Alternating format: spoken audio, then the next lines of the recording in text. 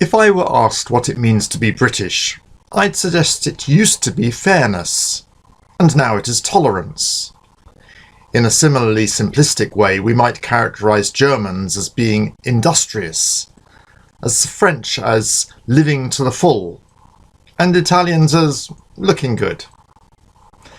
In New Testament times, the Romans borrowed their culture from the Greeks, for whom the most admirable quality was hospitality.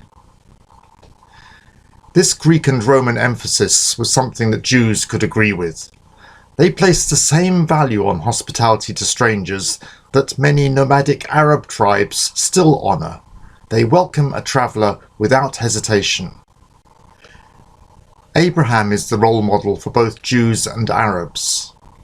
When he saw 3 strangers some distance from his tent, he ran to greet them, despite it being very hot, and persuaded them to eat with him.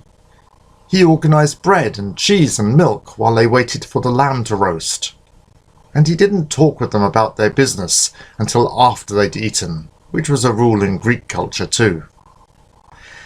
In Hebrews we read that the moral of the story: do not forget to show hospitality to strangers, for by so doing some people have shown hospitality to angels without knowing it. 2 of those 3 strangers turned out to be the 2 angels who continued on to visit Lot, and the 3rd appears to have been God in some physical manifestation, because it says Abraham remained standing before the Lord. Some stories in the Gospels make more sense when we realise the importance of hospitality. Getting your neighbour out of bed to lend you food for a midnight supper seems ludicrous, unless you have found someone who needs hospitality. Jesus is able to assure his disciples that they will receive hospitality when he sends them to preach in the villages. He even warns them not to take up a second offer if it is better than the first. Stay there. Do not move around from house to house. No, this isn't forbidding door-to-door evangelism. Hospitality was especially important for Christians in the Roman world.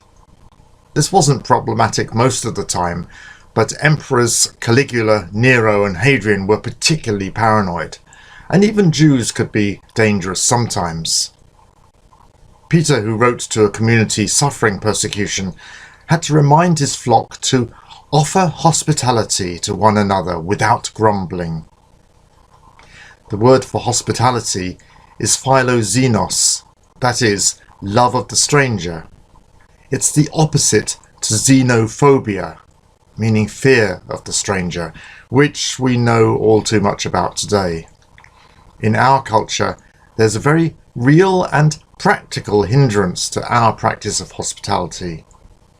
It isn't that we don't have enough food, or that we don't have a spare couch. It is that we own too many precious things, and we fear they will be misused or stolen. It's a sad fact that when a homeless person looks for a bed or couch, they're much more likely to find hospitality in a 1-bedroom flat than in a 4-bedroom house. So many of today's displaced immigrants are Christians, though there are also other religious groups fleeing hatred that's been stirred up in their home cultures. Jesus doesn't call us just to love ourselves, but to love our potential enemies too. Many in our grandparents' generation didn't lock their doors, and they knew their neighbours well enough to offer help when needed as friends. In contrast, our generation complains that the government doesn't arrange enough help for the elderly people who live alone, perhaps on our street.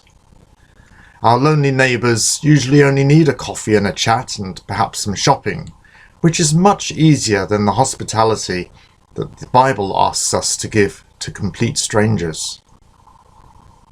God bless.